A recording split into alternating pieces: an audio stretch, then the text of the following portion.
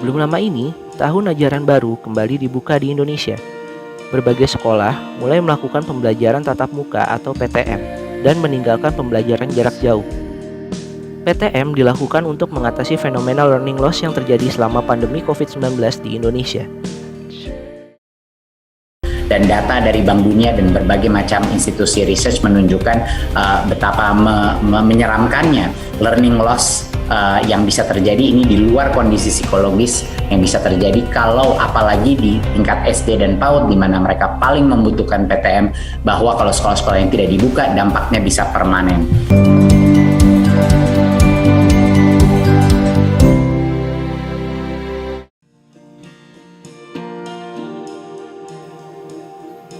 Selama pandemi COVID-19, sektor pendidikan menjadi salah satu sektor yang terkena imbas pandemi ini.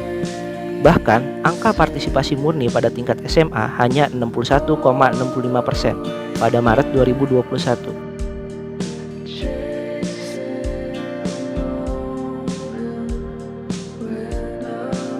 Selain itu, kondisi pandemi membuat pembelajaran bertransformasi menjadi daring dan membuat bertambahnya peserta didik dalam menggunakan gawai pada 2021 yang mencapai 86,83%.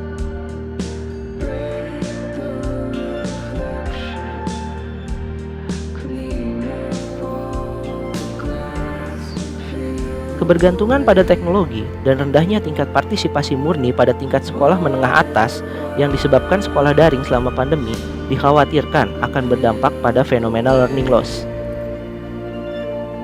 Untuk mengatasi hal tersebut, Kemendikbudristek mengeluarkan kurikulum merdeka yang bertujuan memulihkan sektor pendidikan yang terkena imbas pandemi.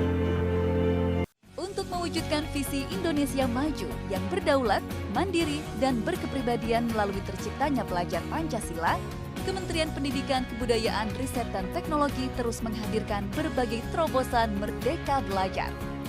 Merdeka Belajar yang diusung Kemendikbudristek memiliki tujuan untuk mencapai pendidikan berkualitas bagi seluruh rakyat Indonesia melalui transformasi pada 4 hal, yakni infrastruktur dan teknologi, kebijakan, prosedur dan pendanaan, kepemimpinan masyarakat dan budaya, serta kurikulum, pedagogi, dan asesmen.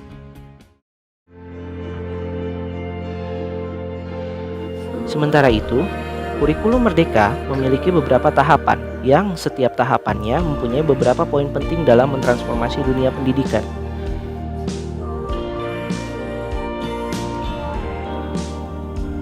Dalam mengusung kurikulum Merdeka, Kemendikbudristek juga mengembangkan platform yang bertujuan membantu proses pembelajaran pada guru. Produk yang ada saat ini akan membantu Anda dalam mengajar lebih baik, meningkatkan kompetensi, dan berkarya lebih baik untuk menunjang karir ke depannya.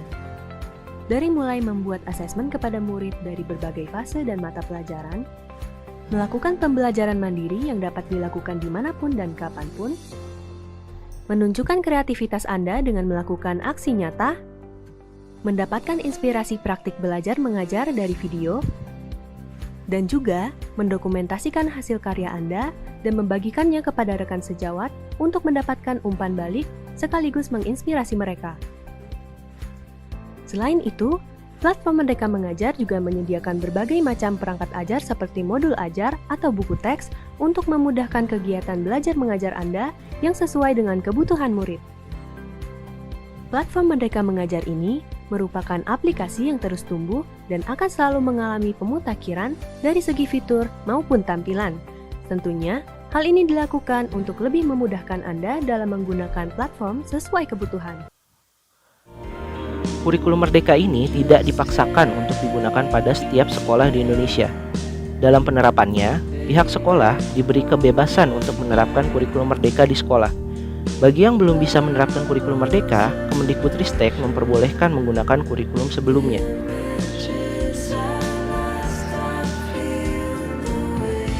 Kurikulum Merdeka juga dibagi menjadi 3 jenis, yaitu mandiri belajar, mandiri berubah, dan mandiri berbagi.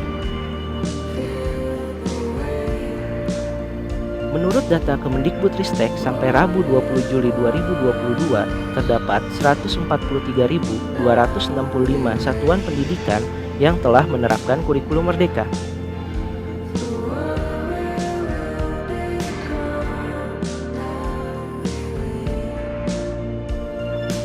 Jawa Tengah masih menjadi wilayah dengan satuan pendidikan terbanyak yang menerapkan kurikulum merdeka. Kurikulum ini paling banyak diterapkan dengan jenis mandiri berubah yang mencapai 19.770 satuan pendidikan. Jumlah ini diikuti Jawa Timur dengan jenis kurikulum merdeka paling tinggi ialah mandiri berubah berjumlah 15.375.